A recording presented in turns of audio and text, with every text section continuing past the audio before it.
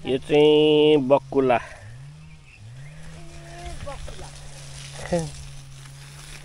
हाम्रो आमा पुरा पानी लाउँदै हुनुहुन्छ।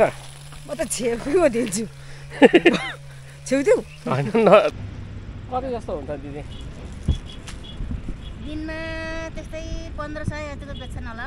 1500 भनेपछि म चाहिँ के भन्न चाहन्छु भने अब अहिलेको युवाहरूलाई अब आफ्नो देशमा पनि केही गर्नुपर्छ, यतिकै बस्नु हुँदैन गेम सेम खेलेर। यस्तोमा खोलाको बगरमा पनि यसो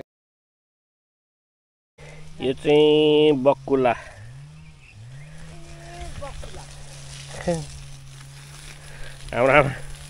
हाम्रो आमा पुरा पानी लाउँदै हुनुहुन्छ। म त छेउ दिन्छु छेउ होइन नछेप्नु। के अघि के खाने भन्नुहुँदै के साग खाने अरे? म त्यतिको लागि भिडियो गरेको के साग? सिमे साग भनेको त्यतिको लागि अब सिमे साग खाने? भगवान त छक्कै परे। अब सिमे साग कहाँ पाउँछ त? अब बेतमडमा पिराजा पैसा भए जहीँ तहीँ पाइन्छ। पैसा छ ल पैसा छ। म सिमे साग ल्याउन जाने भएँ। म भिजाइदिने भएँ। ए नभिजाउनु। आज चाहिँ म सिमे साग रोपेकै ठाउँमा गएर चाहिँ यो बोडी दुई साग पकाएको आफ्नो सिमे साग मिठो हुँदैन लिएर अब पकाउँदिन। आउँछु। मात्रै मिठो हुँदो रहेछ। त्यो सिमे साग कहाँ रोप्छ कहाँतिर पाउँछ? कहाँ सिमसारमा पाउँछ। सिमसारमा पाउँछ? ल ठिक छ।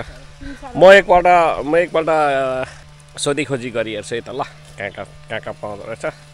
दमक जाने एकदम त्यो बगरमा रोपेको छ अरे। नमस्ते नमस्ते। म तपाईँहरूको साथी सुकियोङ खाङ।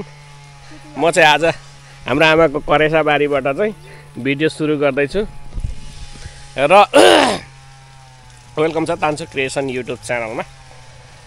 अब चाहिँ लुगा यो लगाइरहेको छु, अब अर्को लुगा लगाउने, अनि त्यहाँदेखि बिस्तारै अब जान्छु।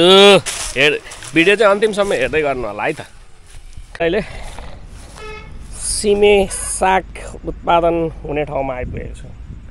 यो चाहिँ दमक नगरपालिकाको रत्वा खोला, यो चाहिँ रत्वा पुल हो।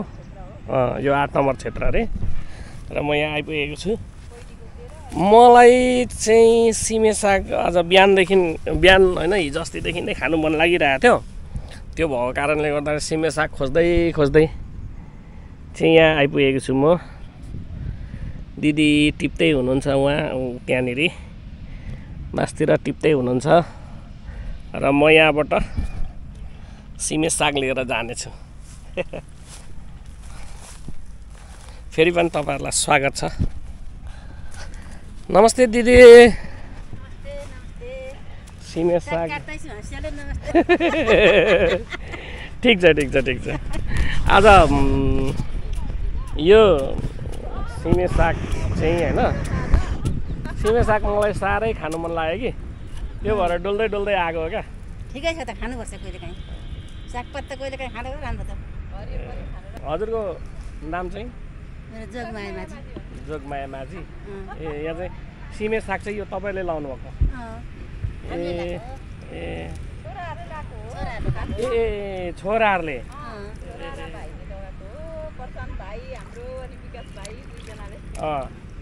दुईजनाले लगाएको साथी मिलेर।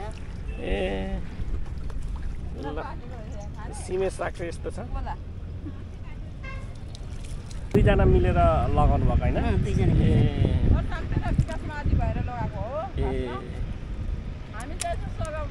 सघाउने। तपाईँहरू यो चाहिँ कहाँ दिनुहुन्छ हौ? चोकमा दिन्छ होला, माथि सब्जी लाने। ए तपाईँहरू चाहिँ यो काटेर अनि मान्छेलाई दिनुहुन्छ? काटेर माथि पुर्याउनु पर्छ बजार पुर्याउनु पर्छ। गए छोरा पुर्याउनु। ए पुर्याउनु गएछ, अहिले आउँछ। भात खाएको छैन अहिलेसम्म। यस्तै छ खेती, के गर्नु नगर्दा होइन ठिकै छ। गरौँ लाग्छ है। निकै राम्रो बगरमा निकै राम्रो तरिकाले खेती गरेर बगरमा पनि केही हुन्छ भन्ने कुरो चाहिँ होइन, हुन्छ भन्ने आशले नै गरेको हो। बगरमा पनि केही हुन्छ भन्ने उदाहरण चाहिँ यो हो है। के छ कसरी मुठाको कसरी दिनुहुन्छ दिदी यो चाहिँ यो जस्तै दिएको छ 40 30 35 30 35 हेरी हेरी मुठा अनुसार मुठा हुन्छ ए 30 रुपैयाँ मुठा होला यो ए 30 रुपैयाँ मुठा यहाँ अरूले पनि गरेका छन् कि तपाईँहरू मात्रै हो यहाँनिर गरेको छ थुप्रोले गरेको थुप्रोले गरेका छन् 5-6 जनाले ए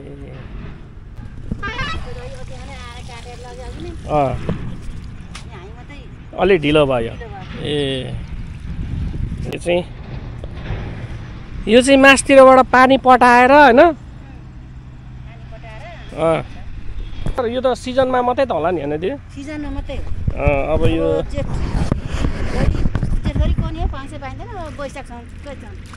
वैशाखसम्म चाहिँ जेठभरि त यो बाढी आयो भने त अनि गइगयो होइन सिजनेबल खेती हो र पनि जस राम्रै छ एकदम राम्रो छ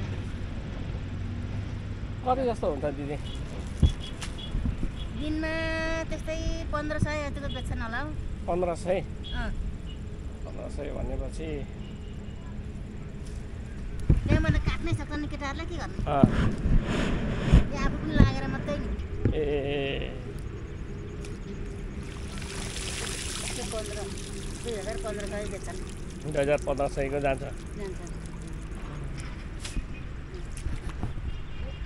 अनि यो बिरुवाहरू यस्तो यो चाहिँ कहाँबाट पाउनु यो दिदी किनेर ल्याउनुपर्छ नि बजारदेखि यस्तै कहाँदेखि ल्याउनु भएको यस्तै माथि बजारदेखि किन्नुपर्छ नि एउटा एउटा गरेर यसरी रोपेको यसरी रोपेको गर यसरी खन्दै रोप्दै गर्नुपर्छ किनेर ल्याउनुपर्छ नि यत्रो मुठालाई यत्रो मुठा पनि पाइँदैन 100 रुपियाँको यत्रो मुठा पाएर निकै ढाकी पाल्छ त यहाँ लगभग कति छ यति चाहिँ कति पुग्छ एरिया हाम्रो कति कठा जस्तो छ यो जम्मा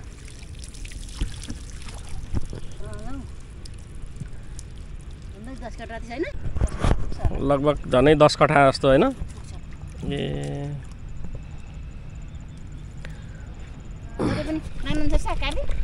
लान्छु नि म अब यही लिनै आएको हो क्या म चाहिँ विशेष हामी चाहिँ अब भिडियो बनाउँछौँ डुलेको घुमेको होइन अनि कुनै बेला माथितिर जाइन्छ सागसब्जी लिनु होइन अनि आयो खायो आज मेरो मम्मीको रिक्वेस्टमा क्या आमाले चाहिँ सिमे साग लु नि त आज लिएर आऊ न त भन्ने कुरा भएर यस्तै मसिनो कहिले पनि छ यही लान ल हुन्छ म यहाँ जरासँगै दिने नि जरासँगै लाने जरा किन बोक्नुहुन्छ हो र भारी त हुँदैन ल हुन्छ त मेरो लागि पनि काटिँदैछ भारी किन बोक्नुहुन्छ यो चाहिँ अनि दिदी मलहरू के प्रयोग गर्नुपर्छ कि पर्दैन दिदी यो पर्दैन नि यहाँनिर युरिया लाउँदा हुन्छ होइन तर युरिया पाउँदैन के गर्नु ए केही लगाएको छैन पानी चाहिँ टन्नै पुग्नुपर्छ पानी पुग्नु पर्यो है युरिया चाहिँ लाउँदा हुन्छ तर यसमा चाहिँ लगाएको छैन युरिया लगाएको छैन ए त्यही त पानी चाहिँ आउने पानी भइराख्नु पर्यो माथिबाट पटाउनु भएको छ ए माथिबाट आइहाल्नुपर्छ पानी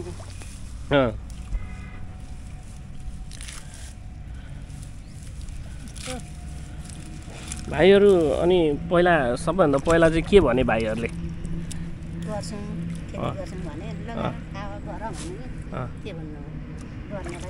लगाऊ होइन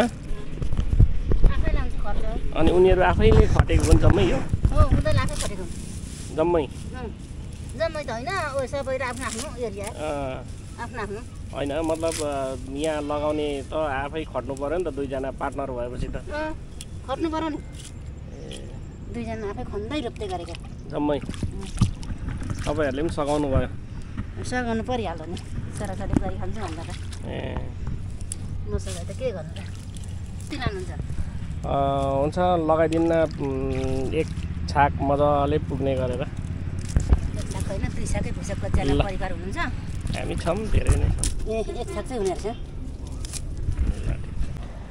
यस्तो राम्रो तरिकाले होइन आएको छ नि यो चाहिँ पुरै अर्ग्यानिक हो यसमा चाहिँ कुनै पनि रासायनिक मलहरू प्रयोग नगरेको हो होइन यो चाहिँ ल ठिक छ मैले तपाईँहरूलाई देखाएँ र अब एकछिनमा हेरौँ एकदम मेहनत गरेर चाहिँ लाग्ने भाइहरू पनि म तपाईँहरूलाई देखाउँछु र हाम्रा आमाको मागमा सिमे साग मैले पनि किनेर चाहिँ लाने भएँ म यहाँबाट ल ठिक छ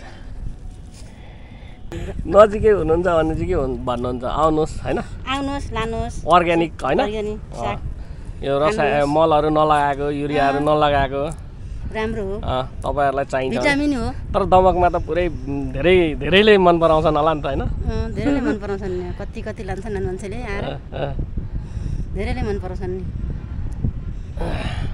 आउनुहोस् लानुहोस् के भन्नु हामी खानुहोस् होइन अर्ग्यानिक साग ठिक छ सिमे साग चाहिँ मेहनत गरेर चाहिँ बगरमा उमार्ने भाइ हुनुहुन्छ उहाँसँग पनि म छोटो गफ गर्नेछु सेवारो सिमे साग मजाले उमार्नु भएको रहेछ कसरी यो यसरी गर्नुपर्छ भन्ने चाहिँ कसरी आयो योमा मनस्पटलमा अब यतिकै घरमा के बसिराख्नु त्यो भन्दा त अब खोलाको दिनमा केही गरौँ भन्ने नै हो होइन जागेर उमेर हेर्दा त एकदम सानो जस्तो लाग्यो हजुर कति कति वर्ष पुग्नुभयो म 21 वर्ष यो अनि यो जुन यो बिरुवाहरू कहाँबाट ल्याउनु भयो अनि यो यसको खर्च अगाडि चाहिन्छ होला त्यो चाहिँ कसरी म्यानेज गर्नुभयो यो बिरुवा चाहिँ अब यता पछिदेखि ल्याएको अनि खर्च त्यस्तै अब साथी र मैले कलेक्ट गरेर अनि यता घरबाट मागेर त्यसरी नै एडजस्ट गर्नु के भन्नुभयो त मम्मीले अगाडि मम्मीले अब ठिक छ गर राम्रै हो तेरो सोच पनि यस्तो गर्नुपर्छ के गर्नुपर्छ यतिकै बस्नुभन्दा त राम्रै हो भनेर भन्नुभयो तपाईँलाई धेरै धेरै धन्यवाद हामीसँग छोटो गफ गरिदिनु भएकोमा मैले धेरै क्वेसन राख्न चाहिनँ किनकि धेरै कुराहरू बोल्नुभन्दा पनि यहाँनिर परिश्रमले देखाइसकेको छ केही छ अन्तिममा तपाईँहरूको उमेर समूहलाई केही भन्नु छ म चाहिँ के भन्न चाहन्छु भने अब अहिलेको युवाहरूलाई अब आफ्नो देशमा पनि केही गर्नुपर्छ यतिकै बस्नु हुँदैन गेम खेलेर यस्तोमा खोलाको बगरमा पनि यसरी पैसा फलाउन सकिन्छ भन्ने नै चाहिँ त्यही सजेस्ट गर्न चाहन्छु साथीहरूलाई होइन यो त अनि अब सिजनेबल मात्रै हो होइन हजुर हजुर अब यसदेखि पछाडि चाहिँ के गर्ने यस्तै पछाडि अब यहाँबाट निस्केको पैसाले अब यसो फार्मसाम खोल्ने नभए त्यस्तै केही सोच छ सोच छ ल धन्यवाद